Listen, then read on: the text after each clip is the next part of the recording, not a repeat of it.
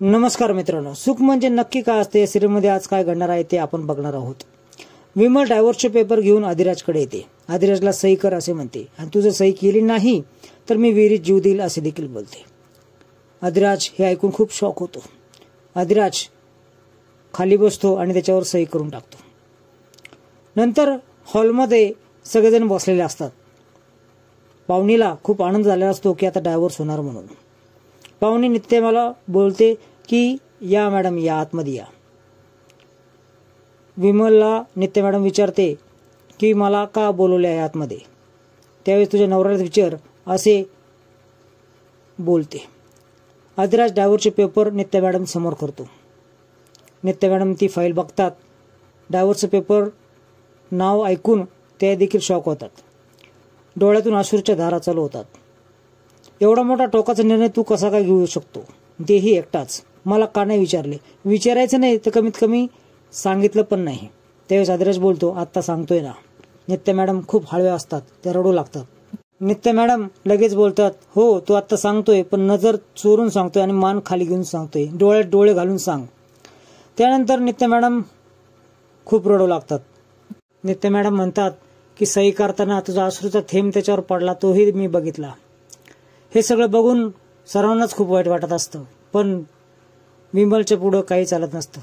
शेवटी विमलचा मोहरा म्हणून शालिनीने वापर केलेला असतो। नित्य मॅडम बोलतात की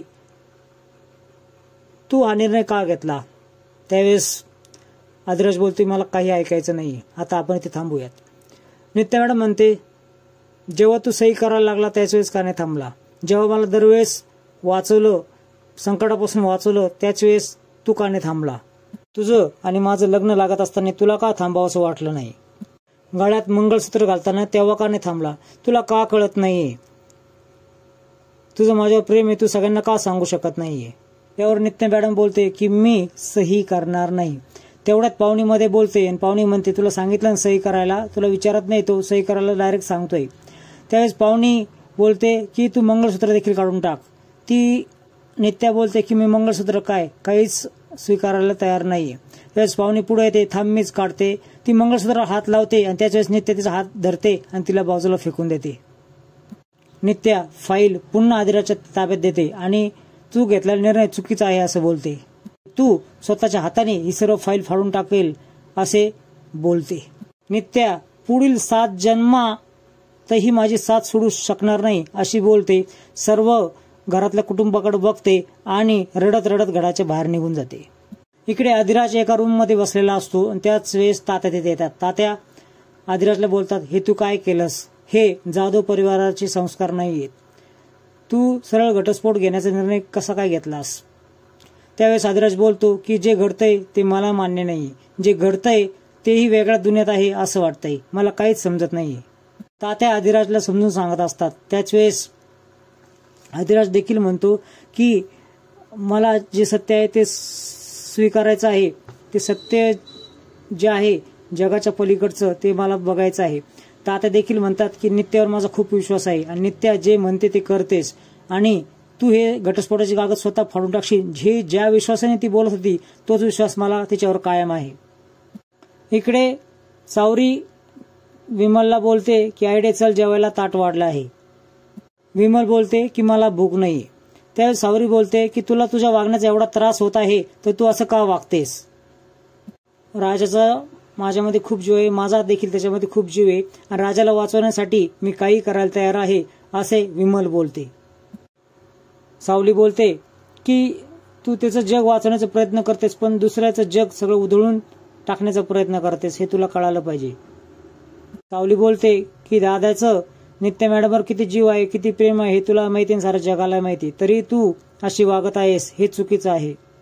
डोळे उघडे करून सर्व बघ असं सावली बोलते। त्याच विमल खूप जोरात ओरडते आणि तिचं ओरडणं ऐकून सावली तिथून निघून जाते। इकडे घराबाहेर आदिराज त्याचे प्रपोज केलेले क्षण, लग्नाचे क्षण आठवत असतो।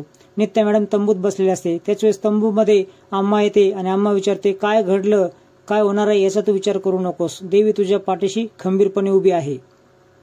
काय झालं कसं झालं हे मला माहित नाही, पण हे कुणी केलं हे मला निश्चित माहित आहे असं नित्या आम्हाला सांगते। सर्व शालिनीने केलेलं आहे हे मला माहित आहे।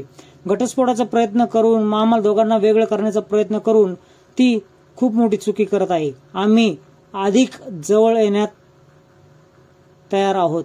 अधिराज माझ्या नक्कीच अजून जवळ येईल ही ग्वाही आम्हाला ती देते. इकडे शालिनी रूम मध्ये असते. शालिनी जवळ राजमा येते. शालिनी राजमाला विचारते की तुझं आणि नित्याचं जेव्हा खूप चांगलं चालायचं त्यावेळेस नित्या माझ्याबद्दल काय विचार करायची, तुमची चर्चा काय व्हायची. त्यावेळेस राजमा काही नाही असे बोलून शांत झाली. पण पुन्हा शालिनी विचारलं त्यावेळेस राजमा बोलली की तुमच्या विरोधात ती बोलायची. राजमा बोलते का, काय झालं, काय तुम्ही वाईट केलं काय तिचं. शालिनी बोलते मी जेवढं विचारलं तेवढंच सांगायचं. त्यावेळेस राजमा बोलते की तुमच्या प्रोजेक्ट बद्दल नेहमी आमची चर्चा व्हायची, त्या प्रोजेक्ट मध्ये काहीतरी काळबेळ आहे असं ती नेहमी बोलायची. त्यावेळेस शालिनी असं विचारते की शिर्के पाटलांचं घर मी उद्ध्वस्त केलं असं काही बोलायची का ती. त्यावेळेस राजमा खूप गडबडली. पुन्हा एकदा शालिनी विचारते की असं काही विचारलं होतं का. त्यावेळेस राजमा म्हणते की नाही नाही असं काही नाही आणि मान डुलवते. नंतर शालिनी तिथून राजमाला जायला लावते.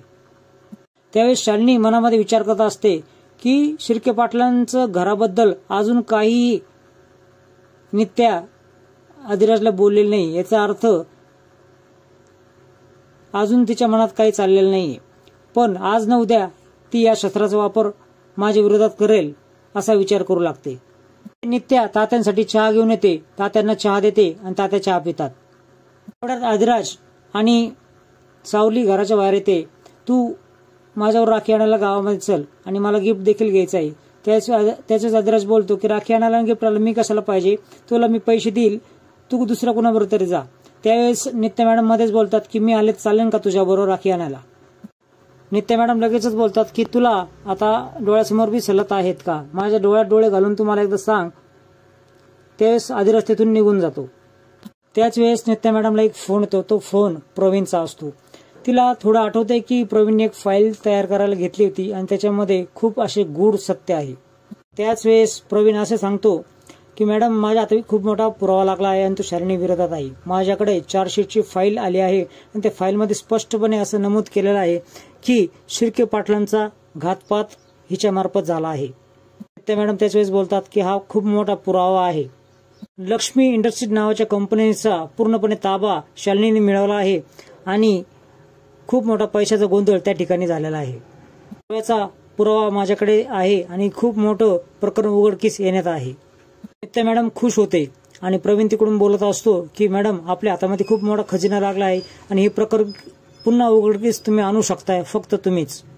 अजून एक महत्वाची गोष्ट की कोर्टाच्या निकालाची मला एक कॉपी मिळाली आहे. त्यामध्ये स्पष्टपणे लिहिलेलं आहे की शालिनीची पुराव्या अभावी सुटका झाली आहे, निर्दोष मुक्तता झालेली नाही.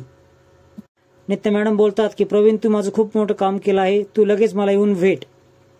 मलाच तुमच्याकडे हे प्रकरण हे फाईल्स घेऊन यायचं आहे, पण मला असं वाटतंय की माझ्या कोणतरी मागावर आहे. याच्या पुढील भागामध्ये असं होणार आहे सावली कुठं सापडत नसते आणि सावली किडनॅप झालेली असते. नित्या बोलते की मी तिला कुठे असेल तरी मी सोडून आणेल. सगळेजण सावलीला शोधत असतात. त्याच वेळेस शालिनी मॅडमचा नित्याला फोन येतो आणि तुला एक व्हिडिओ पाठवला आहे ते तू बघ असं बोलते. व्हिडिओमध्ये सावलीला बांधलेलं असतं आणि सावली ओढत असते दाद्या मला वाचव, कुणीतरी मला सोडवा. तर मित्रांनो असेच नवीन नवीन अपडेट पाहण्यासाठी तुम्ही चॅनलला सबस्क्राईब करा, बेल आयकॉन दाबा. व्हिडिओ पाहिल्याबद्दल धन्यवाद.